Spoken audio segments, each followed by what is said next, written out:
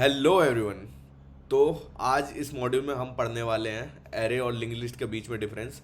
इससे पिछले वाले मॉड्यूल्स में हमने पढ़ रखा है कि लिंक लिस्ट क्या होता है और क्यों यूज़ करते हैं। जब एरे था तो लिंक लिस्ट की ज़रूरत क्या पड़ी, तो वो सब हमने डिस्कस कर लिया था। आज हम एक क्लियर कट डेफिनेशन वाइज हम लोग एक डिफरेंस देख लेते हैं दोनों के बीच में। सो देखते हैं। First point, array are stored in contiguous memory block या फिर location. Link list are not stored in contiguous memory location. इसका क्या मतलब है? इसका मतलब मैं आपको पिछले मॉड्यूल्स में समझा चुका हूँ कि जैसे ये मान लो ये लंबा चौड़ा एरे है और ये मेमोरी ब्लॉक्स हैं, तो ये एक के बाद एक के बाद एक के बाद एक स्टोर हो रहे हैं। इसी एक लंबे से मेमोरी ब्लॉक में 3-4 हिस्से डिवाइडेड होते हैं और ये कॉन्टीन्यूस होते हैं कि पहला यहाँ पे मिल जाएगा, फिर उसके बाद फिक्स्ड एड्रेस साइज पे दूसरा मिल जाएगा, उसके फिक्स्ड एड्रेस पे तीसरा मिल जाएगा।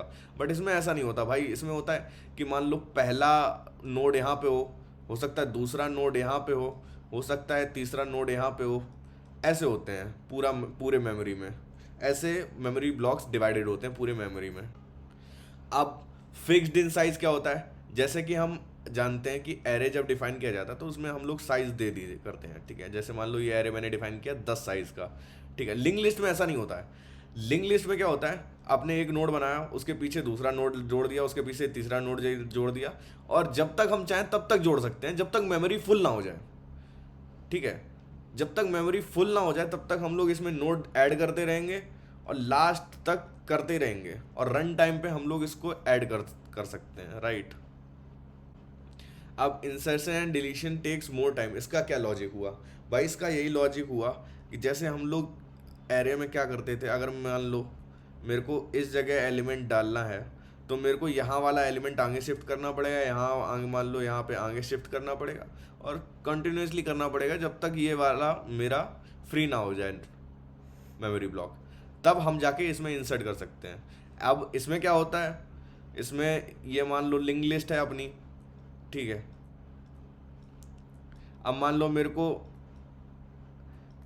इस जगह मेरे को नया वो नोड डालना है, तो हम क्या करेंगे, तो अब हम लोग क्या करेंगे, यहाँ वाला जो कनेक्शन है वो तोड़ देंगे और यहाँ से कनेक्शन इस वाले नोड पे जोड़ेंगे, और ये वाला नोड इस वाले नोड को पॉइंट करने लगेगा, और ये आगे नोड पॉइंट करने का लगेगा, ये आगे पॉइंट नोड करने लगेगा, और ये नल को पॉइंट कर देगा, और यहाँ पर कुछ भी शिफ्ट करने की ज़रूरत नहीं है, ठीक है।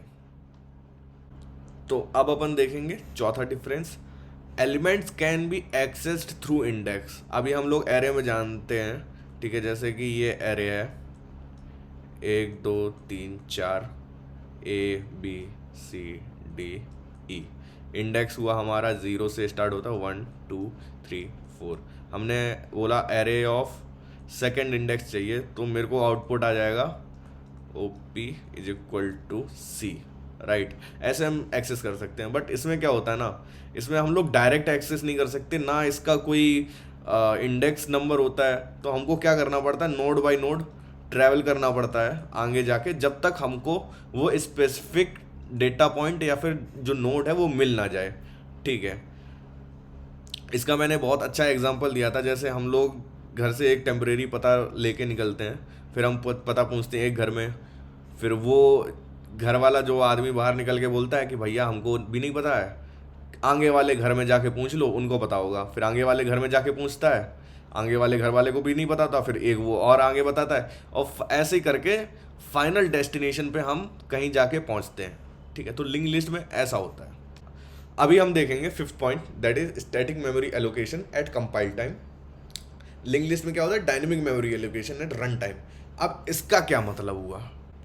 अब इसका वही मतलब हुआ कि जैसे हमने एरे का साइज फिक्स कर दिया था, तो जब ये कंपाइल हो रहा था प्रोग्राम, तभी इस एरे का साइज फिक्स हो गया, ठीक है।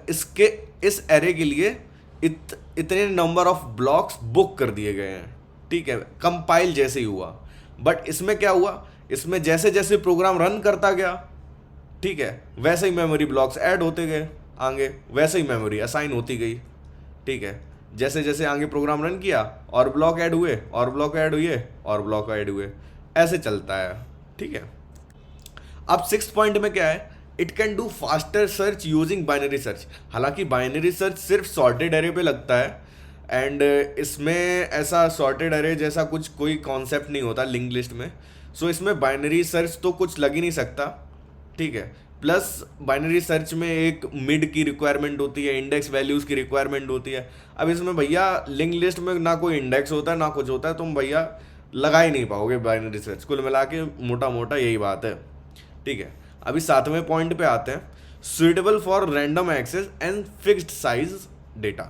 अब इसका एप्लीकेशन बताया जा रहा है कि कहाँ यूज़ कर सकते हैं हम एरे। तो हम एरे वहाँ यूज़ कर सकते हैं जहाँ हमें रैंडम एक्सेस चाहिए होता है, जहाँ हमें 20 से एलिमेंट चाहिए होते हैं, ठीक है। जब मैंने बताया था जैसे एरे है, ठीक है, ABCD। अब मेरे को सी का एक्सेस चाहिए, तो मैंने डायरेक्ट 2 इंडेक्स को एक्सेस किया, मेरे को सी मिल गया, ठीक है। ये होता है रैंडम एक्सेस। फिक्स्ड साइज मतलब साइज मेरा फिक्स रहे, इससे ना कम हो ना ज़्यादा हो, ठीक है। मेरे को मान लो 10 आइटम की ही रिक्वायरमेंट है। अब मैं एक एग्जांपल देता हूँ, जैसे ट्रेन की टिकट के लिए खड़े होते हैं हम लोग। तो अब एक लाइन में क्या है ना, एक लाइन में अलाउड है 10 बंदे लगने को, ठीक है। 10 से ज़्यादा नहीं लग सकते वरना फाइन लग जाएगा। तो ये हुआ एक एग्जाम्पल फिक्स्ड डेटा साइज का, ठीक है। अभी इसमें क्या होता है, suitable for dynamic data and frequent insertion and deletion, ठीक है। सुटेबल फॉर डायनेमिक डेटा मतलब जैसे मैंने आपको पिछले मॉड्यूल्स में एग्जांपल बताया था स्पॉटिफाई की प्लेलिस्ट का, ठीक है। प्लेलिस्ट में हम लोग क्यू में ऐड करते गए, ऐड करते गए, ऐड करते गए, ऐड करते गए, ठीक है। यहाँ पे था टोनी कक्कर का गाना, यहाँ पे आ गया बादशाह का गाना, यहाँ पे नेहा कक्कर का, यहाँ पर अरिजीत सिंह का, ठीक है। ऐसे हो सकता है, ठीक है। तो ये रहा एक एग्जांपल। और एप्लीकेशन बाकी फ्रीक्वेंट इंसर्शन डिलीशन मतलब इसीलिए क्योंकि फास्टर इंसर्शन एंड डिलीशन होता है इसमें, इसीलिए लिंक लिस्ट हम लोग जहाँ पे frequent insertion and deletion requirement होती है वहाँ पर हम लिंक लिस्ट यूज़ करते हैं, राइट। तो ठीक है भाई, बहुत हो गई अपना थ्योरी पार्ट। अब डायरेक्ट कूदते हैं इम्प्लीमेंटेशन पे और देखते हैं कि C++ में भाई ये लिंक लिस्ट दिखता कैसा है आखिर, ठीक है। तो हम लिंक लिस्ट बना के देखेंगे और उसके जो एलिमेंट्स हैं उस पर ट्रैवर्स करेंगे और प्रिंट करेंगे, ठीक है, नेक्स्ट मॉड्यूल में। तब तक के लिए बाय बाय।